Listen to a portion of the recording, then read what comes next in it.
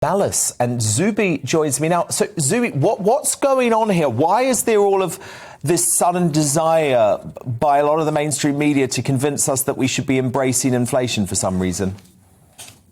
Hey, Dan. So I generally try to shy away from assuming motives, but for anyone who has the most basic grasp on economics, they, number one, would have been able to predict that with the huge amount of money printing that's been going on in various countries, as well as having people locked down for ages and not actually working, as well as providing various forms of stimulus packages and just injecting cash directly into people's bank accounts, it was predictable for the past couple of years that this was going to lead to some serious inflation.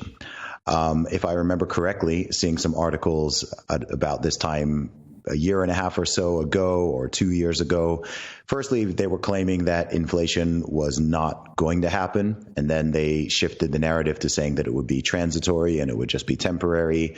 And now they've switched to the inflation is good narrative, or that inflation is somehow okay or good for everyday citizens in the USA or in the UK or elsewhere, but it's somehow bad from the so-called 1%. It's bad for people who own a lot of money and have a lot of wealth, which is completely backwards. So I don't know exactly who they're trying to cover for. I don't know if they're trying to cover for the Federal Reserve in the USA and the Bank of England in the UK, but it certainly seems like they are trying to shift the narrative and even invert it from what the truth is.